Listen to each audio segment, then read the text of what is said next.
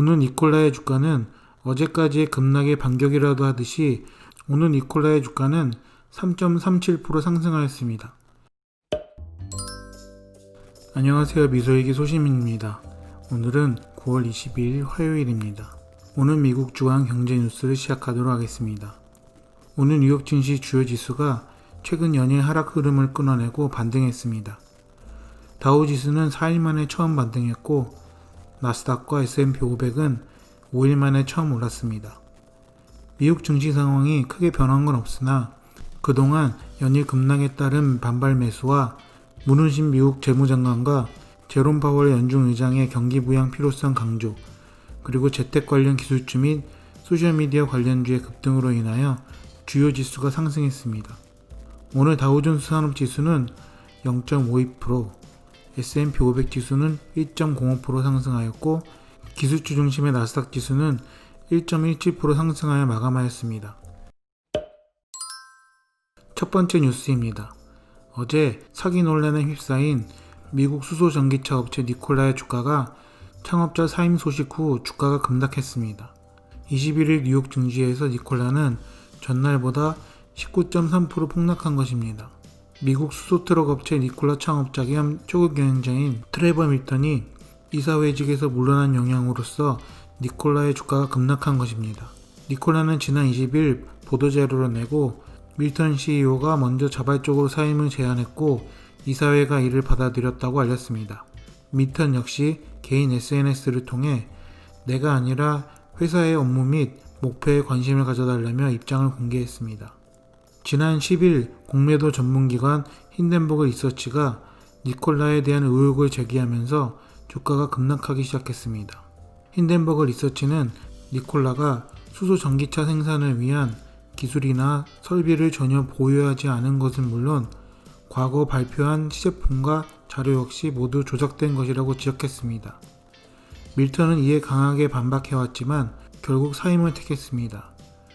회사의 비전을 주도한 창업자가 의혹을 해소하지 못하고 사라졌다는 점이 주가 폭락을 불러온 것입니다. 언제까지 니콜라의 논란이 계속될지는 아무도 모르지만 GM과 CNH 인더스트리얼 등 유수의 자동차 그룹이 직접 실사를 마치고 대규모 투자를 진행했다면 세간의 비난대로 니콜라가 아무것도 없는 회사가 아닐 수 있었을 것입니다. 다만 시제품이 나오기 전까지 성급한 판단은 곤란하다는 이야기도 있습니다. CNH 인더스트리얼은 상용차 제조회사 이베코를 통해 니콜라와 합작 범위를 설립, 2021년 1분기부터 수소트럭 생산 계획을 발표한 바 있고 GM과 공동 개발한 수소트럭 배전은 올 6월부터 사전 계약을 받고 있기 때문입니다. 이러한 니콜라의 후임 이사회 의장으로는 스티븐 거스키 전 제너럴 모터스 부회장이 선임되었습니다.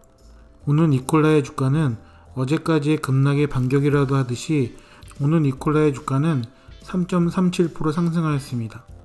GM과 인베스코와 여러 파트너십 회사들의 계속적인 니콜라 지원 및 공동개발, 그리고 스티븐 거스키 전문 경영인의 영입에 투자자들이 반응한 것 같습니다. 두 번째 소식입니다. 오늘 앨런 머스크의 배터리데이 발표가 있었습니다. 테슬라의 CEO 앨런 머스크는 배터리데이를 통하여 배터리 관련 혁신적인 제품을 소개하겠다고 말하였습니다. 그러나 오늘 있었던 배터리데이는 앨런 머스크 최고 경영자가 공언했던 혁신적인 배터리 청사진을 제대로 제시하지 못했다는 평입니다.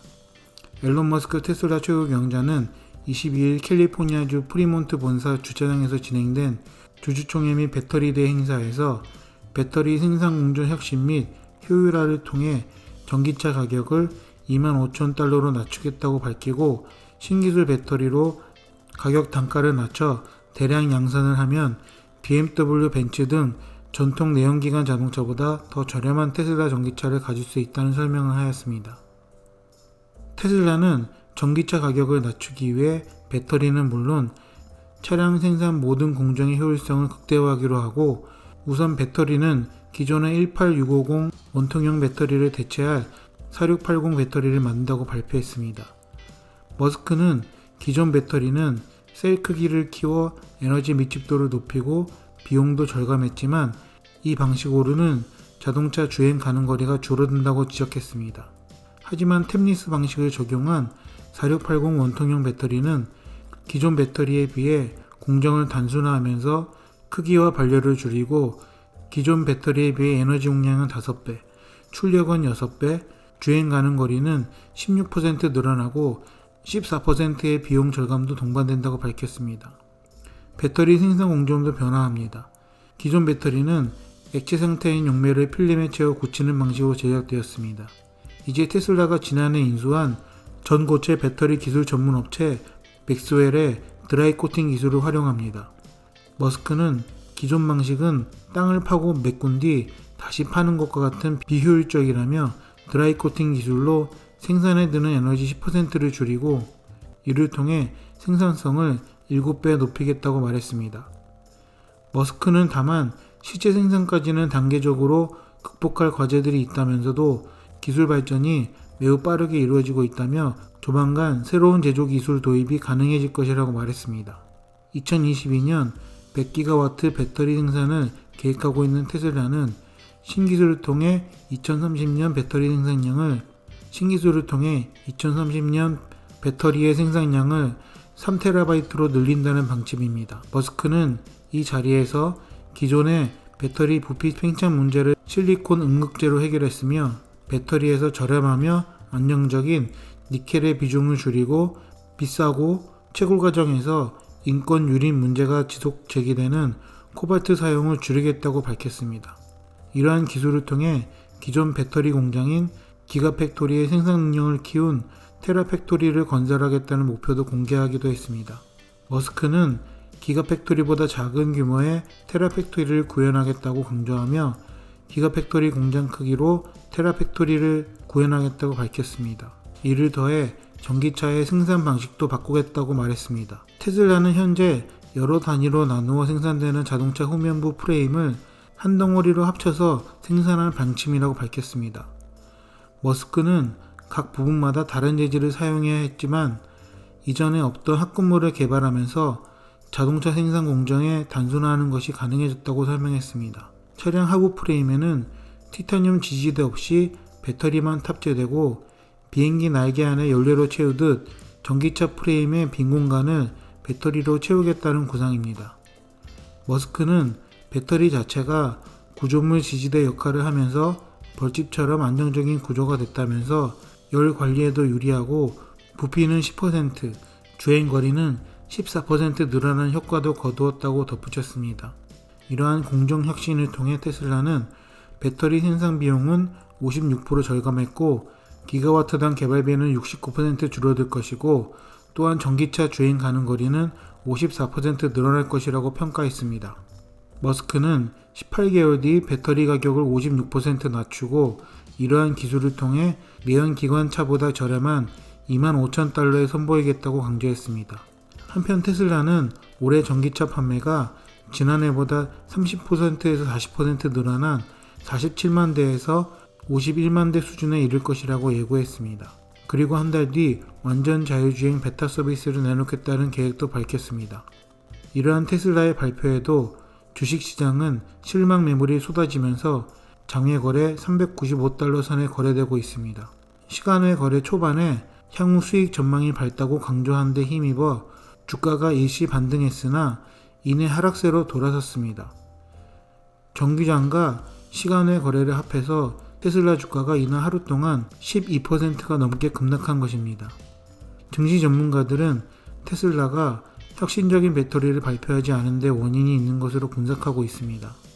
머스크는 이날 4680 배터리 개발 계획을 밝혔지만 구체적인 청사진을 제시하지 못했고 기존의 시장 기대도 못 미쳤기 때문입니다. 하지만 아직 전기차에 대한 인기가 식지 않았고 배터리에 대한 개발이 진행 중이기 때문에 여전히 테슬라의 주식은 매력적으로 보이기 때문에 일시적인 하락으로 보입니다. 세 번째 소식입니다. 글로벌 대형 은행들이 십수년간 범죄에 악용될 것으로 의심되는 자금을 옮겨주며 이윤을 챙겼다는 폭로가 나왔습니다. 미국 최대 은행 JP모건 체이스, 영국계 HSBC, 스탠다드 차다스, 도이체뱅크, 뉴욕 멜론 은행 등 5개 글로벌 은행의 불법 거래 정황 중에는 대북 제재 위반, 도쿄올림픽 유치 뇌물수수 등도 포함되어 있습니다. 국제탐사보도언론인협회는 88개국 110개 언론기관과 함께 인터넷 매체 버즈피드가 입수한 미 재무부 금융범죄 단속 네트워크의 의심거래 보고 자료를 분석한 결과 21일 공개했습니다.